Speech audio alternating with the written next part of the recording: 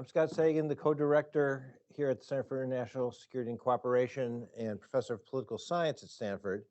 And it's really my great pleasure to invite my friend and former CSAC visiting scholar, Professor Amitabh Mattoo, back to campus. Professor Mattoo is professor of disarmament studies at the School of International Studies, JNU, Jawaharlal Nehru University in New Delhi. He's also honorary professor fellow at the Faculty of Arts at the University of Melbourne in Australia. He's also been an advisor with cabinet rank to the Chief Minister of Jammu and Kashmir and was the Vice Chancellor at the University of Jammu. He's been a member of India's National Security Council Advisory Board and a member of the Prime Minister's National Knowledge Commission. In 2008, he was awarded the Padma Shri by the President of India for his contributions to public life. Welcome back to campus, Amitabh. He'll be speaking today on 30 years after the nuclear test, lessons learned by India. And I'd like to remind everybody online to put your questions into the Q&A, and I'll try to read some of them during our Q&A session, but I'll start with people here in the in-person audience. Professor Thank you very much, Professor Scott Sagan, Professor of Political Science and co-director of the Center for International Security and Cooperation, distinguished participants, guests. I'm delighted to be back at Stanford after, I think, almost exactly 2 decades. Yeah. During that stint in the early 2000s, I stayed, as you remembered, right, in Hotel California on California Avenue as a visiting scholar. I remember, of course, the cutting-edge scholarship, as well as the robustness of debates on contemporary historical issues. And let me acknowledge Karthika Sasikumar, distinguished alumnus of JNU and SIS, who is now a professor in California. I distinctly remember, Scott, attending a conference on the decision to drop the A-bomb on Hiroshima and Nagasaki, right here. And there were strident conversations by academics who are still a part of CSAC, I think Bart Bernstein and David Holloway, amongst others. I, of course, remain a great admirer of Scott Sagan's work, including his seminal work on the application of organizational theory to issues of nuclear weapon safety. The debate with Kenneth Waltz, of course, remains essential reading in many of the courses taught worldwide, including in JNU, as does your deceptively simple but brilliant essay, Why Do States Build Nuclear Weapons? 3 Models in Search of a Bomb. And this is not intended as a feed shift to you, Scott, but I do want to acknowledge the engagement that I've had with you, and including with your track to interventions in the post-nuclear tests in South Asia, which made key interlocutors from India and Pakistan sensitive about confidence building measures and questions of nuclear stability and security and safety. And Scott, I don't know if you remember, you made, for many of us, come alive, including K. Subramaniam on that trip, who is the father of India's strategic thought, but also the father of India's External Affairs Minister, Dr. Jaishankar. You made come alive David Lean's Bridge over the River Kwai on one of the side excursions during our Track 2 meeting at Bangkok. And of course, it's a great honor to be in the William Perry Room, a statesman who's done so much to contain the dangers from nuclear weapons and non-proliferation, including as Secretary of the, including as Defense Secretary. My presentation will today focus on the 6 lessons that India and Indians have learned after living with nuclear weapons for 3 decades. But first, a word about the title of my talk, which intrigued Scott a moment ago. It reads 30 years. Did the math, and I said, what? It reads 30 years after the nuclear tests, lessons learned by India. But you may well ask, and you wouldn't be wrong, it was only 25 years ago, on 11th and 13th May 1988, that India conducted the 5 nuclear tests at Pokhran and named them Shakti, or energy or power. As some of my friends suggested, is that a typographical mistake? Or as my wife, who's in the audience, might say, is this a sign of early dementia? However, the reality is that by May 1993, as declassified archives and other sources reveal, India was prepared to test and was actually making preparations which were thwarted at least two times. The last time in December 1995, these preparations were conducted during the tenure of Prime Minister Narasimha Rao, most Machiavellian but also the most indecisive Indian prime ministers, and at a time when P.K. Iyengar and then Chidambaram were the chairs of the Atomic Energy Commission. So while the tests in terms of historical narrative and actual facts may have been conducted only 25 years ago, the decision to test was taken 3 decades ago, and almost all the preparations were underway for those momentous events of 1998. Recalling this history is important for at least two reasons. First, India was preparing to test during nuclear weapons during Bill Clinton's first term, when pressure from the United States to freeze, roll back, and eliminate India's nuclear program was at its highest, and including pressure to sign the Comprehensive Test Ban Treaty, teaches you that pressure can often be counterproductive. But we can discuss this later on. Second, it's also to bust the myth that the decision to conduct the tests and weaponize India's nuclear program was taken by a BJP government, a nationalist, ultra nationalist BJP government, out of tune with public opinion.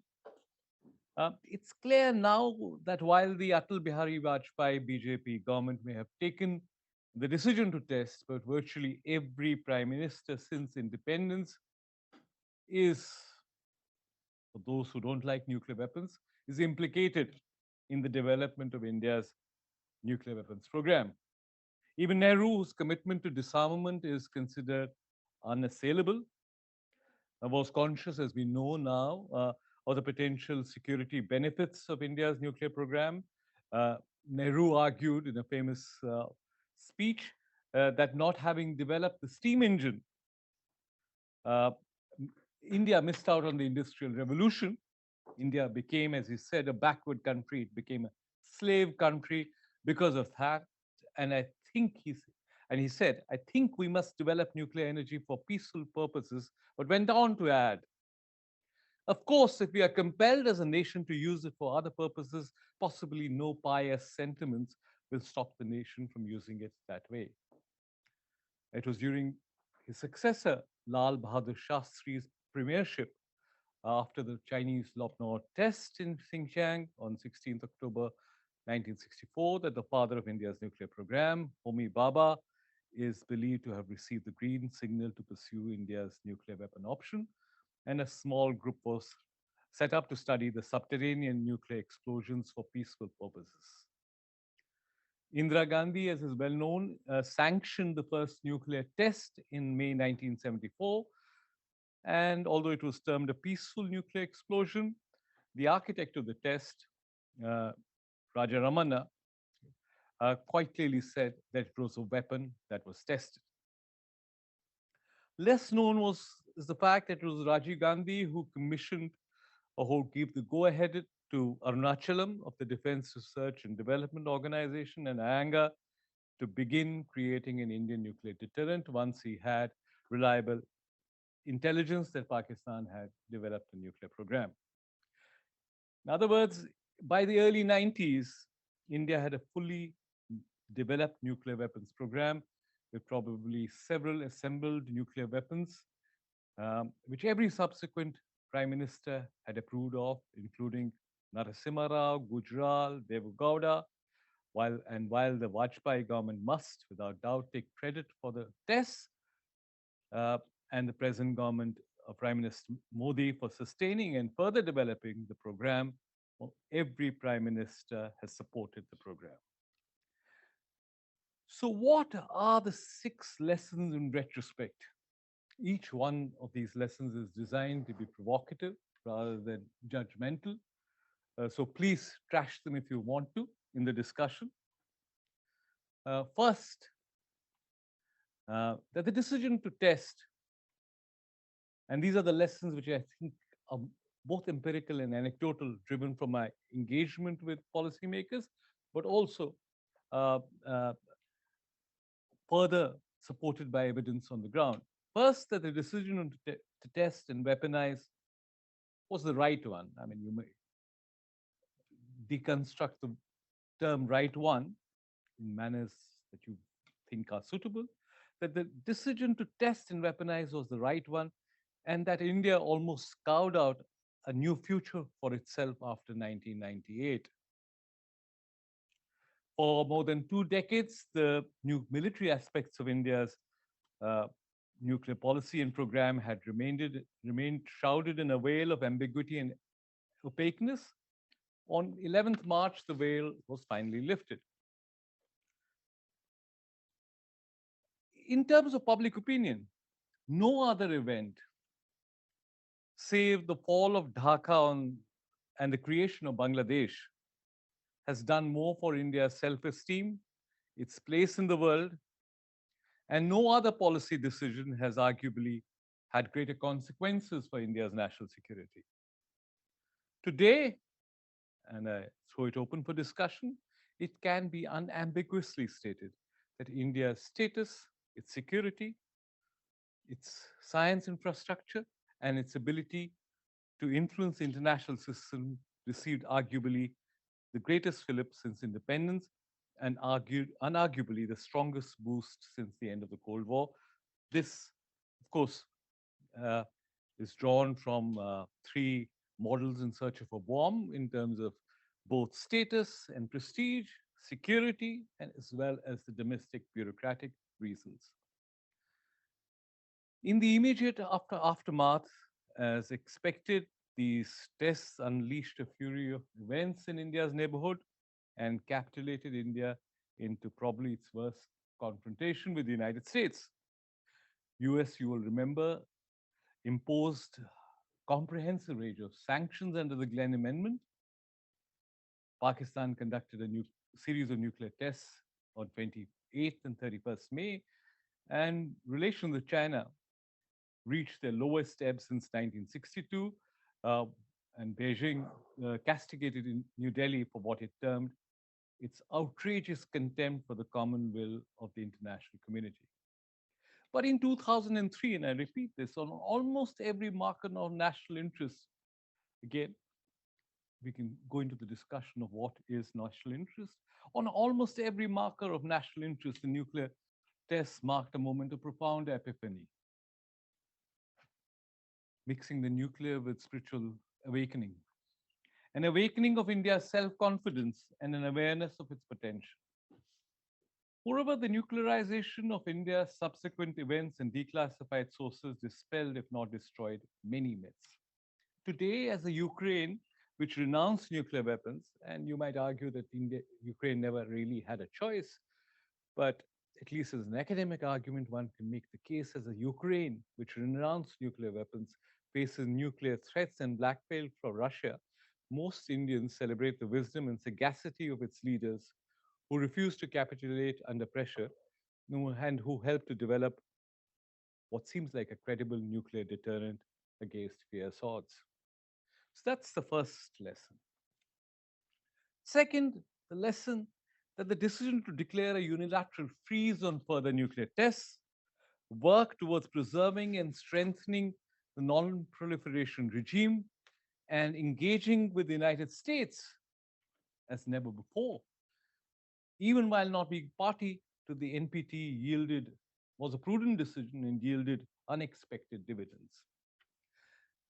Recall that it was general common sense that India would be isolated and its economy in 1998, now rapidly connected with the global markets, would collapse under the weight of sanctions and international opprobrium.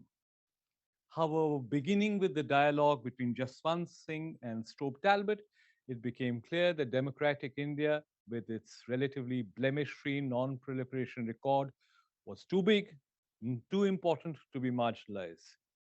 Indeed, the US took the first steps to mainstream it in India, treating it as an exceptional case which finally culminated in the nuclear deal between Washington and Delhi in 2005 during the George W. Bush administration.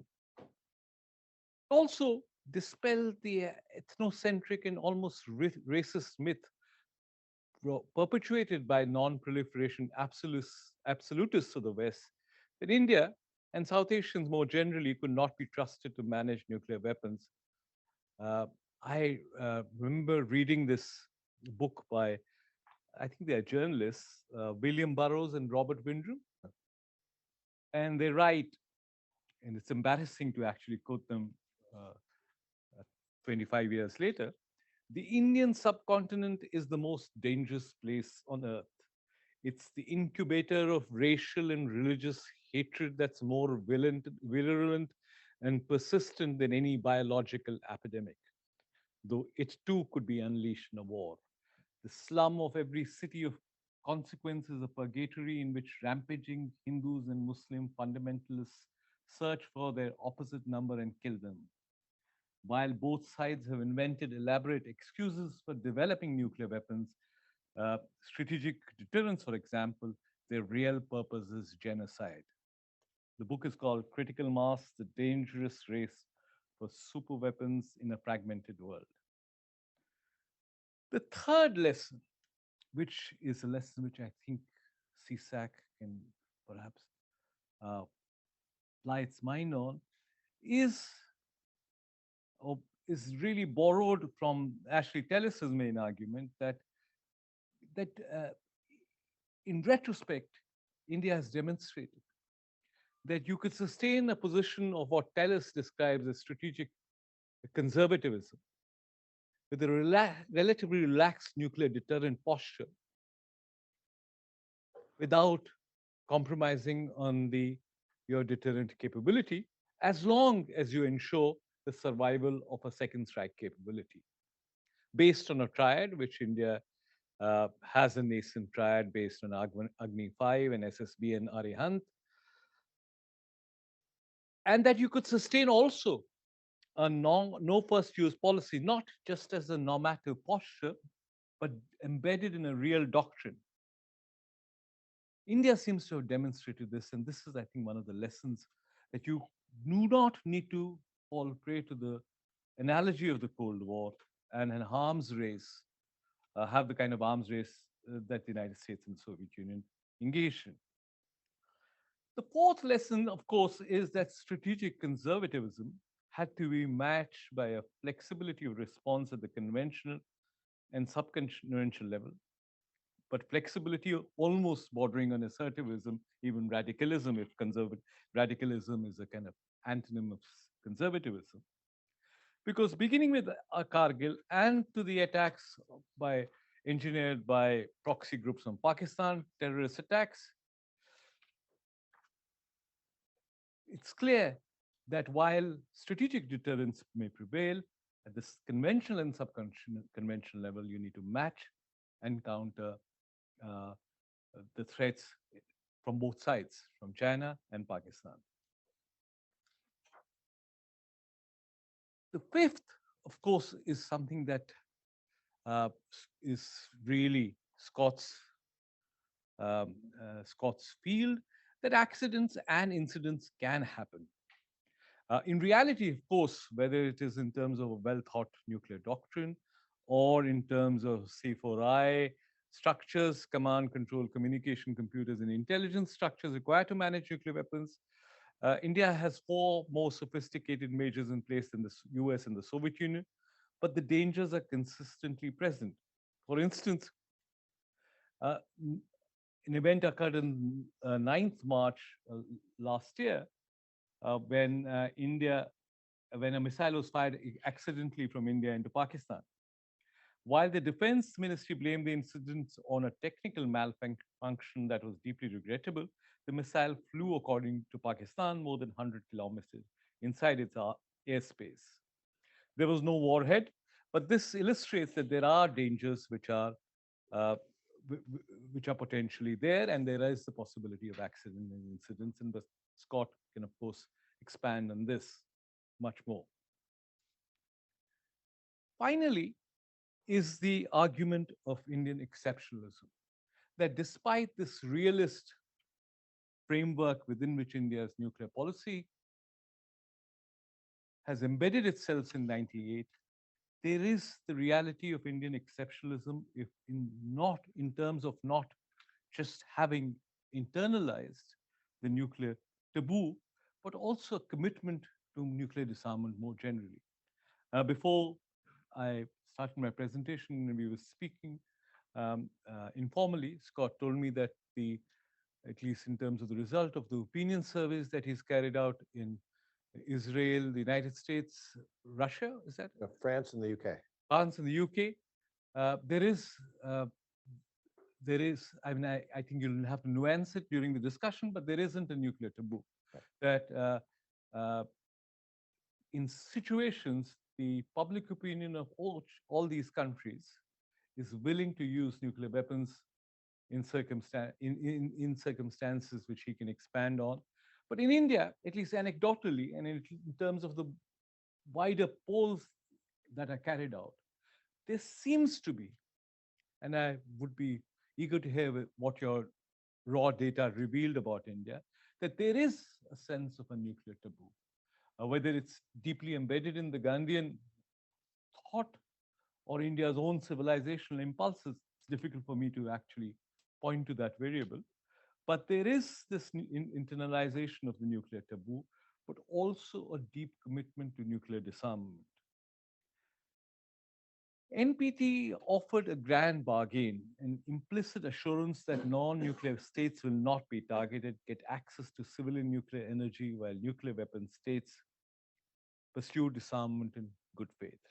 That bargain has almost collapsed. And the only way that Indians, and they suggest that Indian elite beyond the strategic community believe that the NPT structure or the non-proliferation structure could be rescued if there is a convention that will negotiate a plan, a verifiable plan for nuclear disarmament that's comprehensive. This vision continues to have a deep resonance within India and in some ways tells you that there's almost a rupture with this final lesson and the rest of the lessons that India has learned from living with nuclear weapons for 30 years and having tested them for 25 years. Thank you very much. Thank you. I'm going to call on people in the audience here at CSAC first, but I should note that we have former lab director, former NSC official, former Senate staffer, including the person who helped draft the Glenn Amendment that you referred to, people from foundations and think tanks, as well as the general public online. So I hope that you'll type your questions into the Q&A. And I'll ask when you ask your first question, if you, A, limit it to one question, and B, identify yourself and what you work on for Professor Mattoo. Ori, and then Arzan.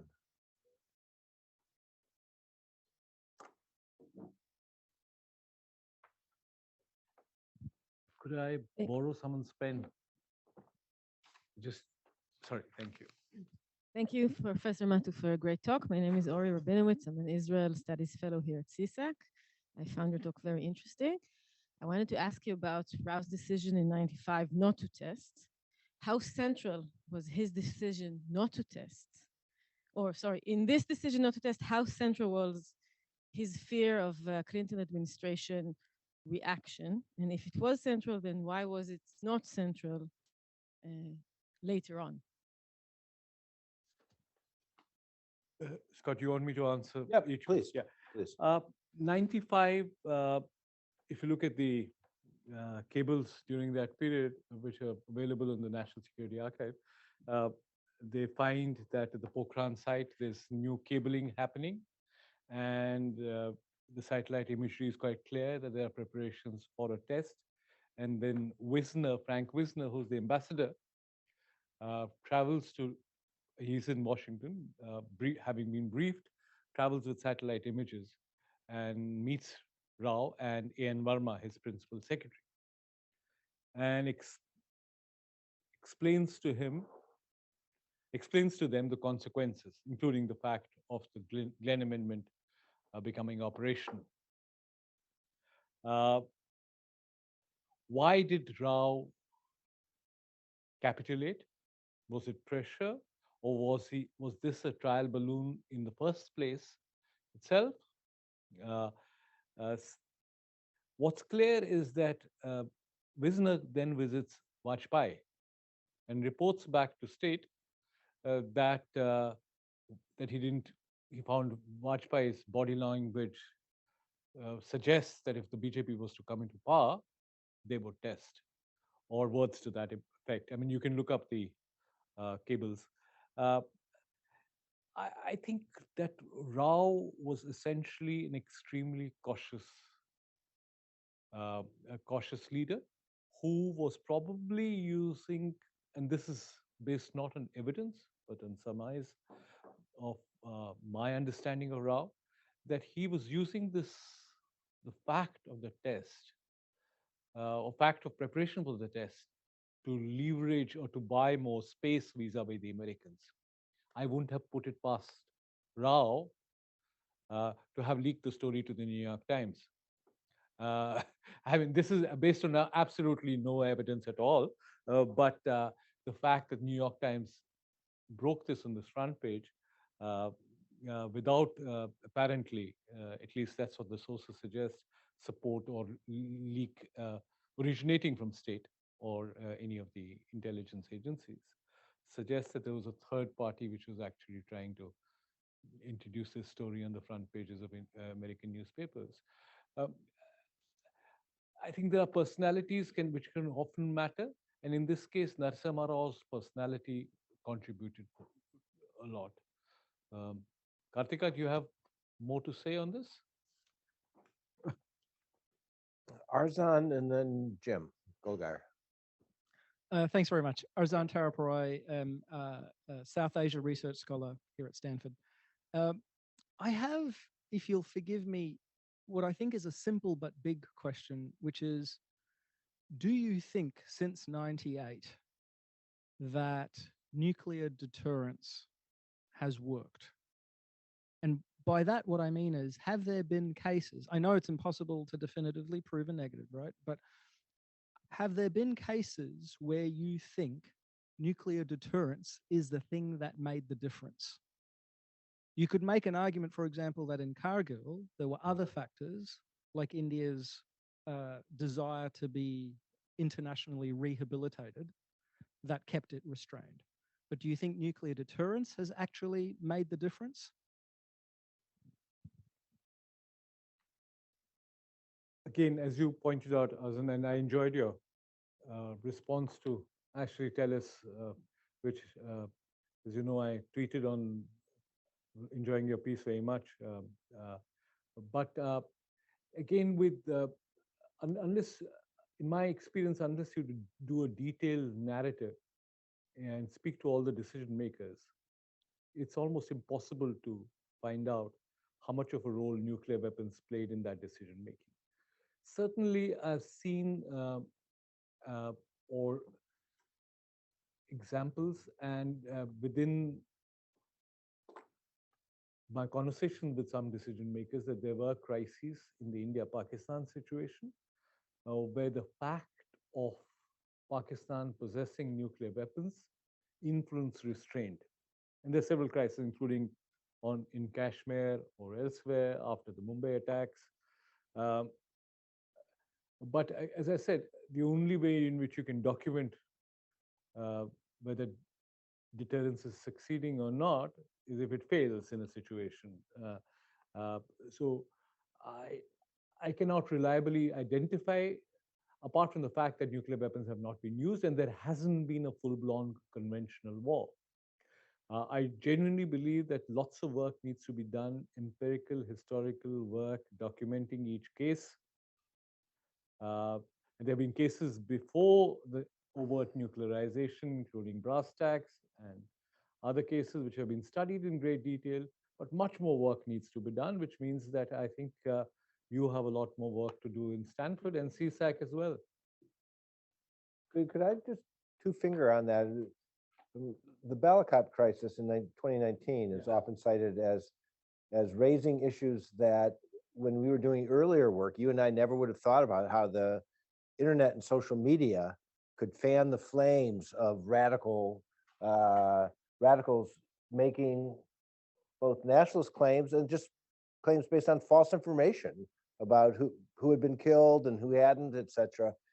How worried are you that what you are arguing is a stabilizing factor has these other modern technologies attached to it now, which certainly weren't present when we talked about this during the Cold War?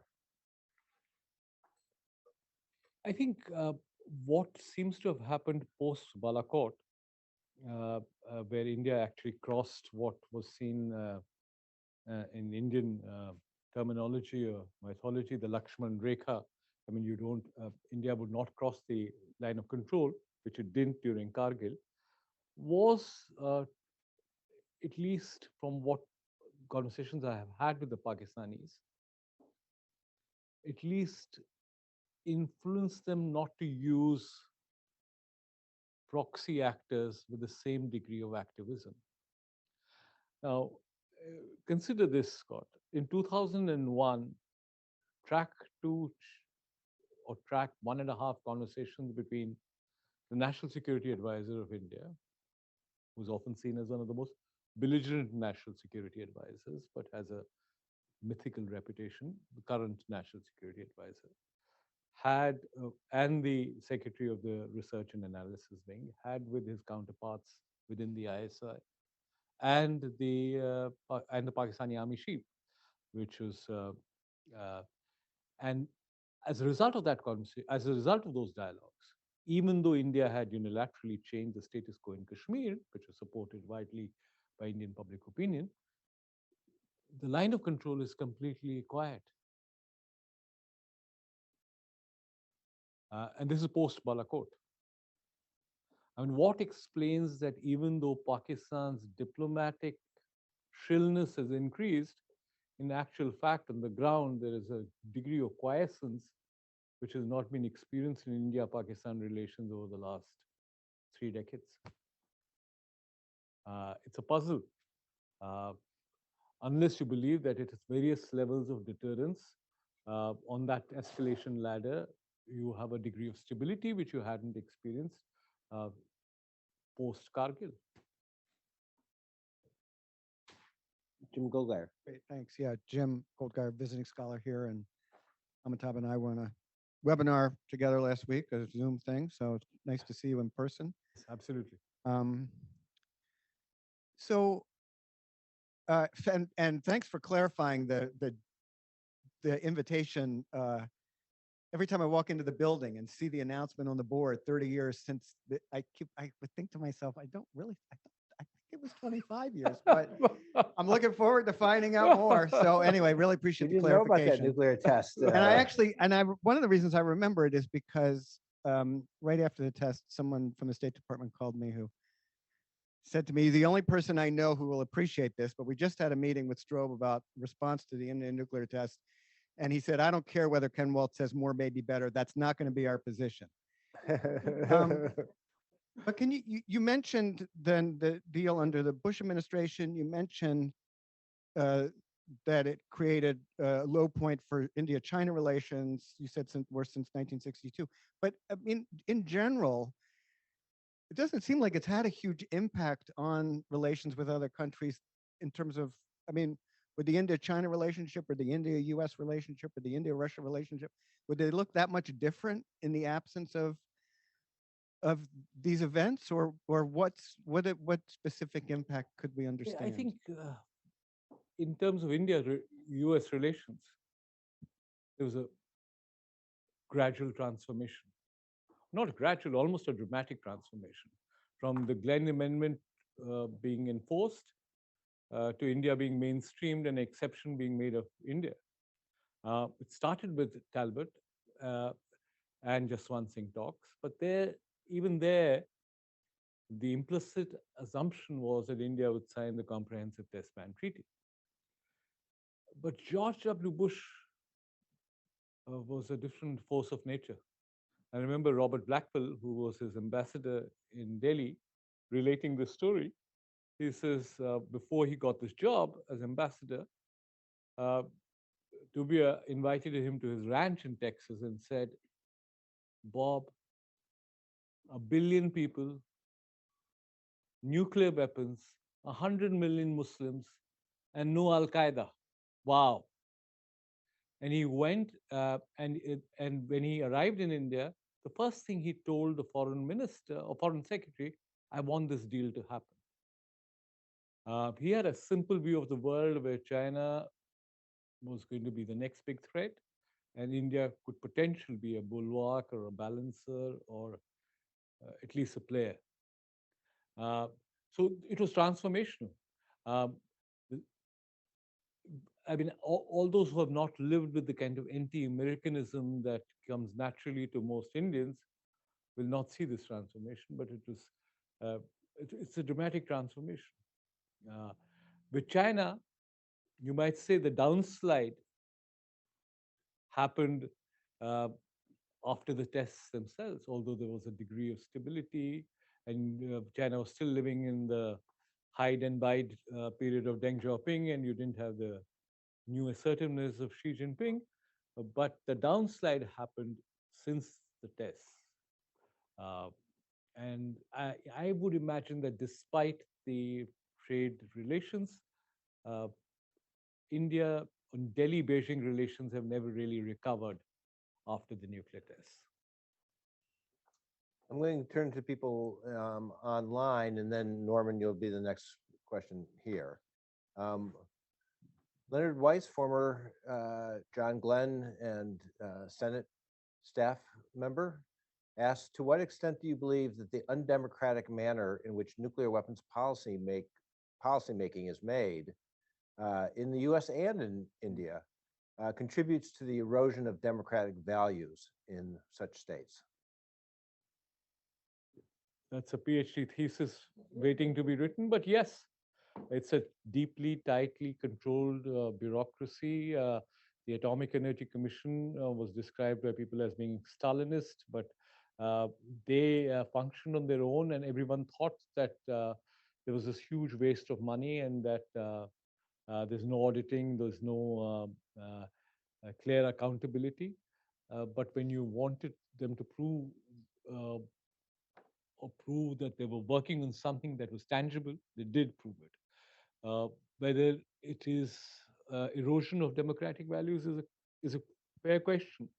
But I suspect that in any country which developed nuclear weapons, there has been a sequestering of the nuclear weapons program. What greater erosion of democratic values than the Manhattan program itself, unless that was one of the most secretive if I remember right, one of the reasons often cited for dropping the atom bomb, probably not the most compelling reason, was that if you had spent so many billions of dollars in a program, you have to at least demonstrate that that was not a waste of money.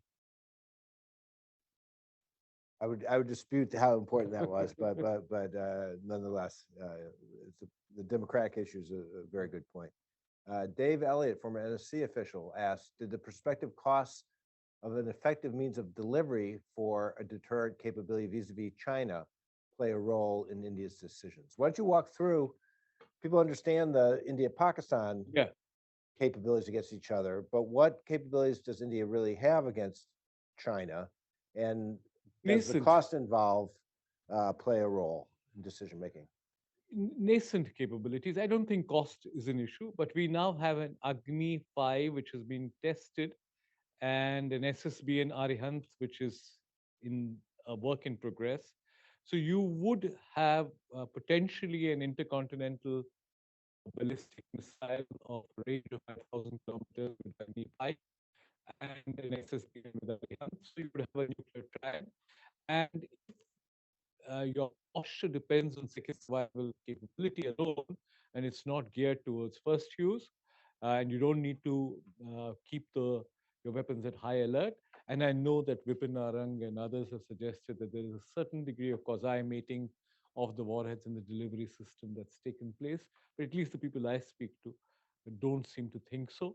But again, this is India has one of the most secretive programs. Very few people know. As I used to say about Zen Buddhism, those who know do not speak, those who speak do not know. So I'm one of those who neither knows nor can speak on this. Norman. Yes, I'm Norman Neymark. I'm in the history department. I'm somewhat of an amateur in this field. So, but my question is related to Dave's online, which is I didn't get a real sense from your talk about the size, the diversity, and the potential for growth of the Indian nuclear program. So could you give me some sense of that? Let's say, vis-a-vis the Pakistanis and vis-a-vis the Chinese, and with the growth of the Chinese nuclear, threat, and certainly, pressure from the United States for India to grow its nuclear program. I mean, I don't really know. How do you evaluate then the size of the program? There's not just its existence, but how much it's going to grow and how much it needs to grow, and without precise figures, obviously, how does that figure into this calculus? This is all based on open source data. I don't have access to privileged information, but of course, I think the Indian scientists would be greatly pleased if the United States would want to have India to have a more robust nuclear program. But the basic premise of mainstreaming India, or the nuclear deal that was signed between India and the United States, was to try and have as many reactors under comprehensive safeguards of the Atomic Energy Commission, International Atomic Energy Agency. However, most of our plutonium, weapons-grade plutonium, comes from the fast breeder reactors. There is talk about a independent cycle based on thorium, but at the moment, the FTBRs, which are outside safeguards, and at least some of the reports suggest that India has probably the slowest growing nuclear program amongst the three countries. China has about 400 to 450 nuclear warheads. Pakistan has about 170, and India has about 150, 160. But if your posture is based only on massive retaliation, once you've been attacked and causing unacceptable damage, of course, that itself is a subjective judgment, then all you require is that your a significant number of your weapons, which will cause that unacceptable damage on your adversary, should survive a first attack. And that is the basis that you created redundancies within terms of sites, silos, delivery vehicles to be able to essentially fool the enemy, or at least not where your adversary would never be sure that their first strike would actually eliminate your potential to inflict unacceptable damage in a second strike. So it's a much more relaxed posture. So no first choose posture is not merely, as the Chinese have it, or the Soviet Union had it during the Cold War, just a normative signaling of an aspiration or a norm, but based on an actual doctrine. And that's why it's a much more relaxed nuclear posture, and probably less subject to all the ills that Scott has warned us against in his seminal work. We have Sharad Joshi and then Kartika Shashkumar. Hi, Sharad. Great to see you, sir. So we're talking about. Introduce yourself for the people in the audience and for people online. My name is Sharad Joshi, and I teach at the Middlebury Institute of International Studies, Monterey. So we're talking about nuclear weapons, nuclear deterrence, and the last couple of decades. When we look specifically at the last couple of years of crises with China since at least 2017 and the repeated border crises, uh, to what extent do you think that the focus for the Indian government decision makers is more and more on conventional deterrence as opposed to focusing on on building up capabilities on the nuclear side? Because that's a day-to-day kind of concern, right? Thanks. I mean, you've answered the question, uh, Sharad, and you're as sharp as you were 20 years ago. So, no, Kartika disputes that. But Were they both your students? both were students. So, but it's conventional and subconventional if you think of Chinese patrols coming in and kind of entering into Indian territory and then declaring that there should be a ceasefire or that there should be a buffer zone. So it's really the focus is on conventional. I haven't seen the nuclear equation being discussed in the Sino-Indian situation uh, in terms of the current conflicts in the north or the east. It's better roads, better infrastructure, more conventional forces, more logistical planning, and indeed, uh, one of the great things about the India-US relationship is at least some of the data that was shared during the crises by the United States in terms of satellites and imagery and other kind of data, which I'm told was proved to be invaluable. Uh, but the Chinese aggressiveness is remarkable because you don't seem to be, because it's so inscrutable. You're not quite sure why they're doing this, what they're doing, apart from just coming in and slapping you and going back. And there it doesn't seem to be a strategic plan beyond just uh, beyond just pinpricking at the moment. Maybe there is a strategic plan. But we have to wait and see.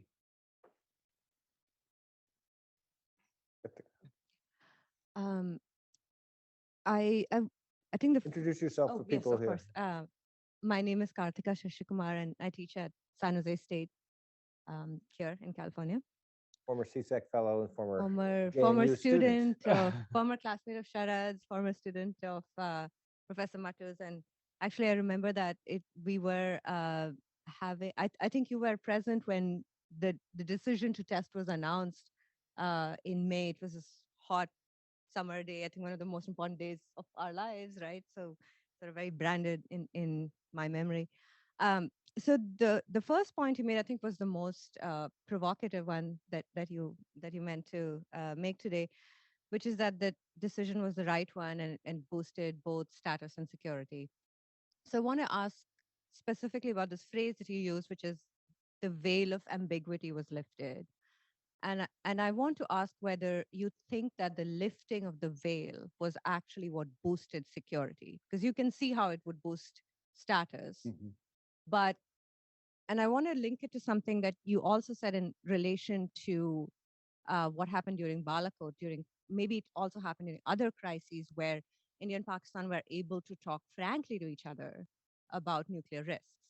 So, do you think that because there's now a declared nuclear capability, that India is now able to have these very frank discussions about what the dangers are, and that has, in unexpected ways, boosted security in a way that an undeclared capability would not have? Very good question. In fact, I'll say that it was good for security and status and for science. So three S's.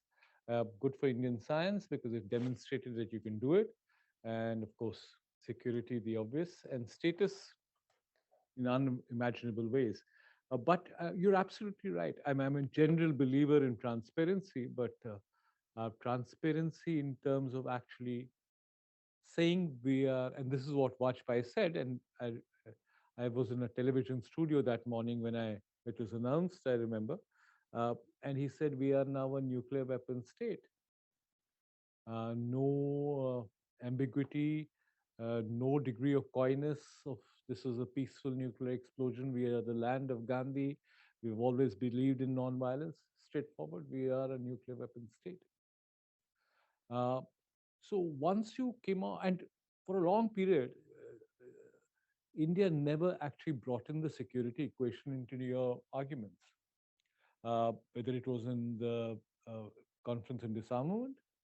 It was all about nuclear apartheid. It was about asymmetries in the world.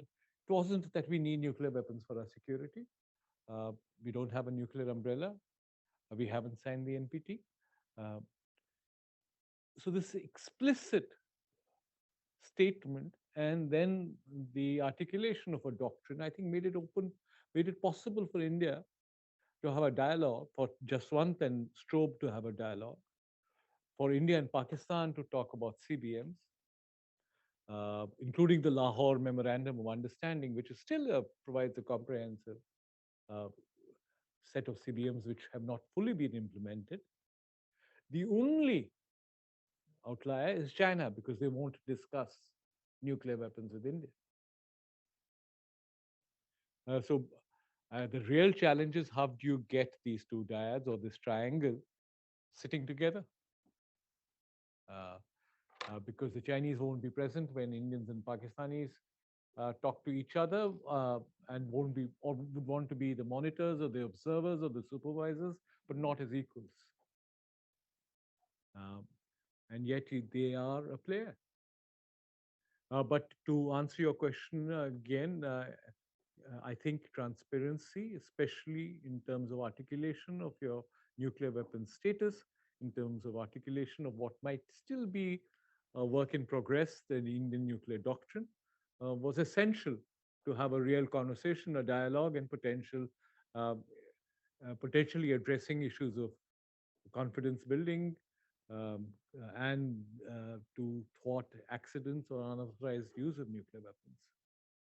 Let me summarize, combining a few of the questions online, which are about a different kind of lesson learned. Your talk focused on what lessons India learned from its tests and its subsequent um, nuclear experiences, but you didn't focus on what other countries learned from the Indian experience. Mm. A number of people are asking, what did Iran learn from India's moving from ambiguous, non-tested capabilities to tested capabilities? What could or should other nuclear states or potential nuclear states learn from the George Bush decision to get rid of the sanctions on India and to bring it not as a member of the NPT, but as a member in good standing in the nuclear community? Your first lesson that this was the right one talked about India's national security and status, but not about lessons learned by others. Hmm. There are at least two or three questions along that line. I think, Scott, you're right. I mean, I'm not the right person to answer this question, but I think the general proposition of the moral hazard issue, rewarding bad behavior. Right. Uh, however, I think it's the answer is the George Bush answer. Wow. I mean, here is a country which is democratic, multicultural, has a track record of non-proliferation. Of course, I mean, you can all add the caveats you want to, uh, but is multicultural, democratic, uh, has has thrived as a democracy, multi-party democracy for all these 70 years, has an enviable record of non-proliferation, has not violated the NPT in terms of proliferation. Uh, if you be like India, you'll be rewarded like India. That's the only. But yes, uh, you could make the argument that India can get away with it. Why can't we? Right. And certainly Pakistan and potentially Iran could make that argument. Iran, particularly, we are a civilizational state going back 5,000 years. We have our own way. We are our own democratic culture. Uh, but I don't want to be ethnocentric in my biases. But perhaps you can answer that. I like to be Let me ask the last question, which is moving us right to today. I'd like to have you explain to us Modi's decision to abstain on the UN Security or UN General Assembly votes to condemn Russia for the invasion of Ukraine, and yet then make statements opposing the threat to use nuclear weapons when in light of the Russian incidents. How are those decisions made, and how do you explain them? It was in the beginning a puzzle because India was, I think, before the war happened, at its closest with the United States. Uh, I think the foreign minister of India has a close relationship with the National Security Advisor and the Secretary of State, Sullivan and Blinken. They're probably on, as the Indians say, on WhatsApp conversations every day, every morning. So it was a puzzle. Why did India not join the American bandwagon? First, I think it's in the nature of Prime Minister Modi to want to stand alone. And he genuinely believes that he could buy space and greater leverage out of not explicitly condemning the war